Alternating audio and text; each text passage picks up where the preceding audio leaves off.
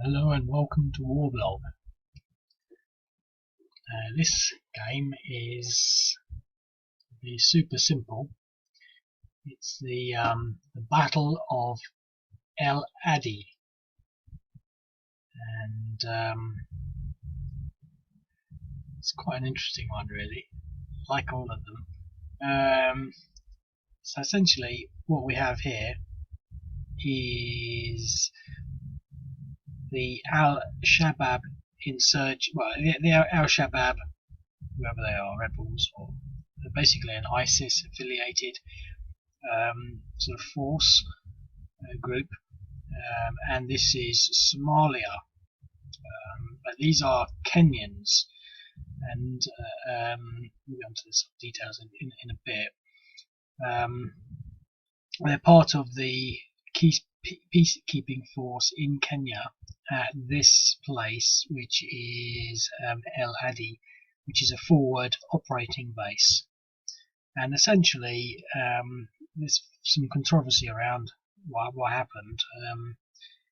But basically, they were attacked at dawn and essentially almost annihilated. I think there's about 200 soldiers here in a company. Now, I've reduced their strength a little to reflect the situation. I've increased their strength a little to reflect their situation. So there's not much that's going to happen. But essentially, an attack at dawn. They start off with this insurgent unit.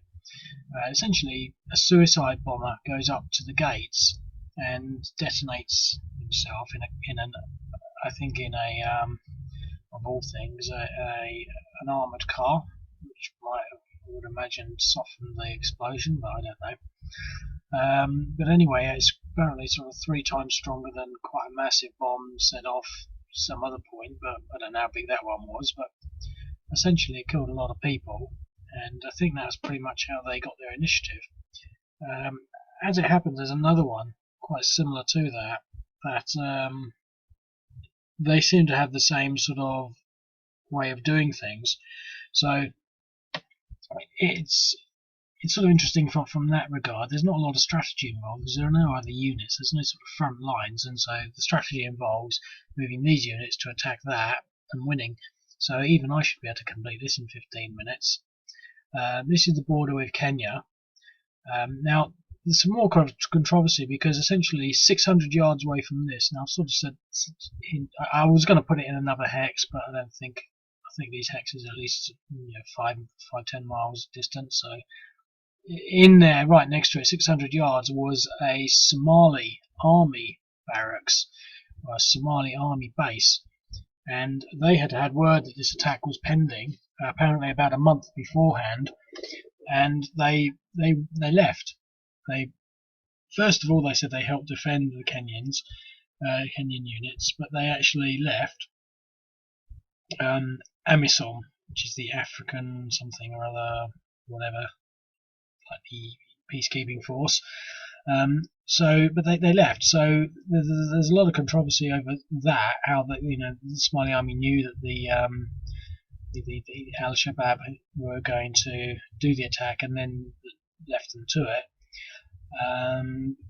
Also, how they could actually manage to do it, because there's only 300 of these, there's 200 of these. But in particular, the Kenyan government pretty much, I don't really know exactly what, but they pretty much denied the whole thing. They didn't make any statements. It was something, as far as they're concerned, didn't happen, and that's caused a lot of controversy in its own right as well. I was going to sort of maybe show some Wikipedia pages, but I think I sort of covered it with that. So I'm sort of looking forward to this because I just love these really super simple games. So anyway, the first thing that we'll do is we'll sort of move this little insurgent unit. Now, to some extent, it sort of depends really on what happens with this insurgent. Now, I haven't really done the maths. It might be overkill as it stands, because they're only worth 1 in defense in fortified perimeter. That's 3, so we've got 3 units of 3, so that's a 3 to 1, which is okay. They'll get a surround, which might put them up to 4 to 1, but if they can get this attack in there, and actually do well, which we're going to do now. Now, this is sort of what intrigued me a little bit, but I thought, well, this is just...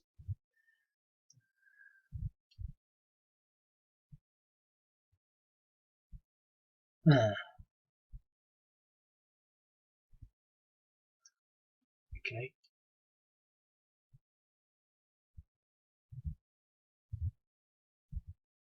Okay. I think I sort of messed up a bit there.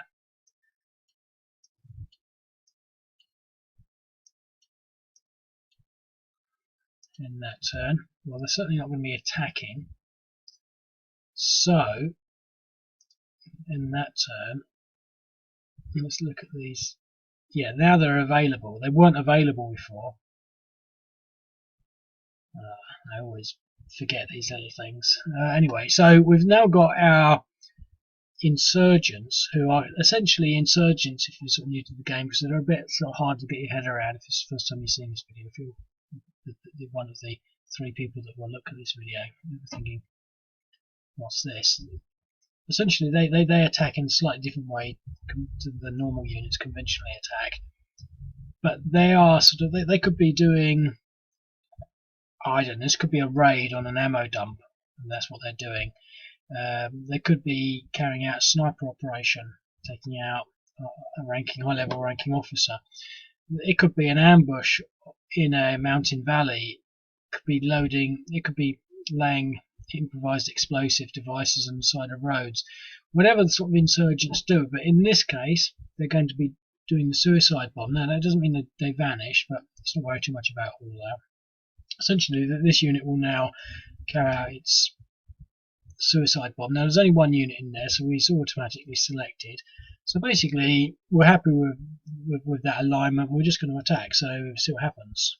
Now, before I sort of do that, I just wanted to say that what I was sort of thinking, you know, how you can make so much out of so little to some extent.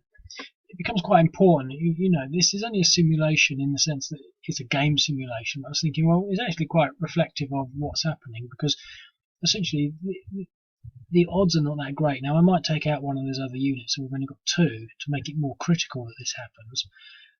But if this car bomb doesn't go off, the odds will be less in the ISIS favour, the Al-Shabaab or whatever they are. And in real life, that could have happened. I mean, if they could have driven up in their car bomb and for it to have not blown up, to be quite honest, I don't know what the odds are of, you know, a suicide bomber actually succeeding. I imagine that they do more often than not, but you know, there's always that chance. Anyway, so we're going to do this attack, or you know, they could have got identified a lot earlier on and got taken out with a, you know, they have the, I don't know what they are, little bazooka things. You know, he could have been taken out and not actually got there. It could have, you know, they could have had new defensive things in, whatever. Anyway, so okay, so assault roll of -6. The insurgent action failed, but was not caught. All that talking, and yeah, he failed. So the car bomb didn't go off, which is a shame, because it would have been nice if it had reflected what happened historically. But anyway, nonetheless, we're going to go in and we'll see what the odds are without the car bomb.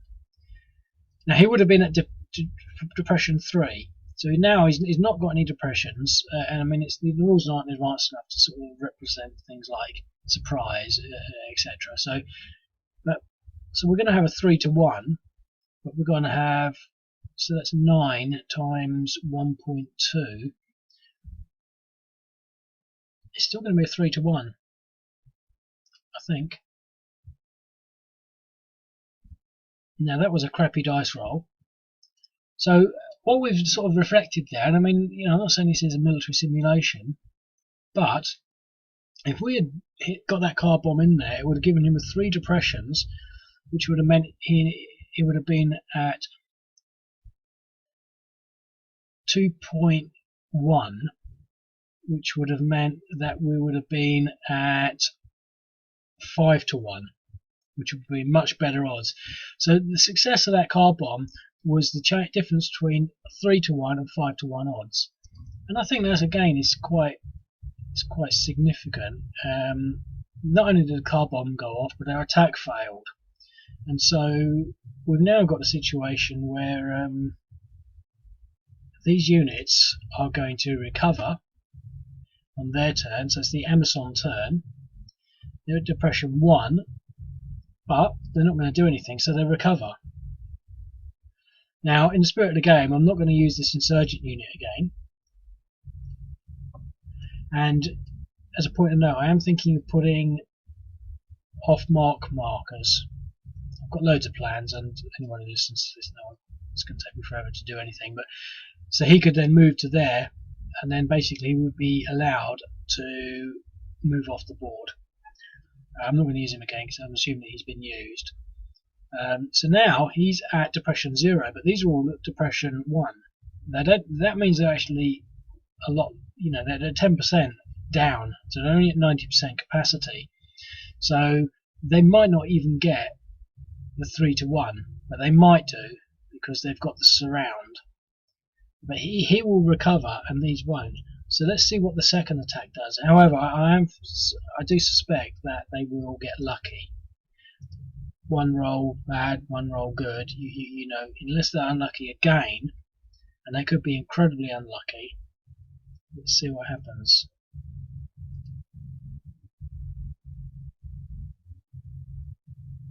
Well, that was a bad roll, but obviously just enough to get that. But that was a close one. If they had lost that one, they would have lost their 3-to-1 odd capacity. But so they got lucky. They actually just pulled through. That wasn't even a good roll, and they got through. So that's that.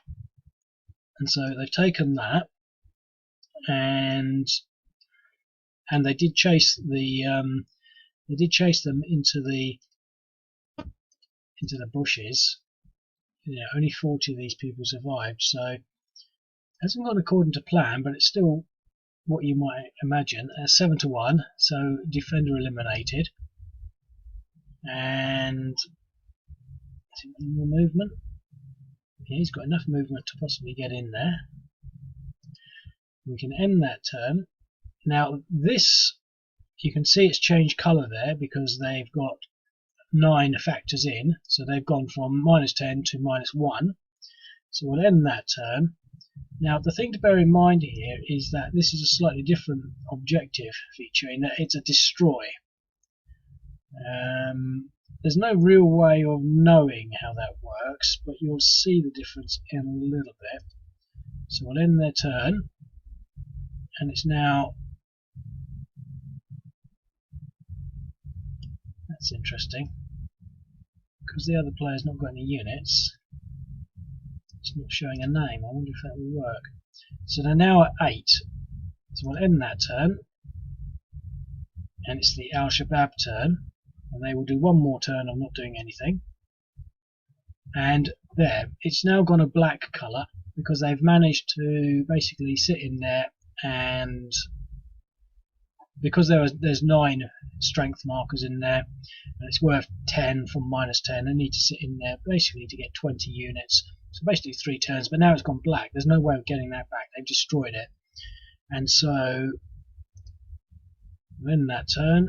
And the thing is, I've sort of actually made a bit of a mistake there, and I think I made this in setup, in assuming that these Al-Shabaab units come from here, but they don't, because this is Kenya. Obviously, they probably come from over here. So anyway, got less than a minute left. So as ever, it was really tight to actually just get this done. But they're now driving off. Mission accomplished. He's left the board, so forget about him.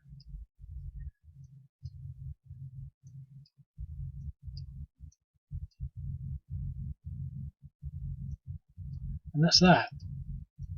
So there we have it, the simulation of another historic event. I think that's quite a sort of an interesting one. Super simple, but I still think to some extent compelling. And if you feel that you can defend with the Kenyans, then sign up, have a go, see how you fare. Cheerio, bye.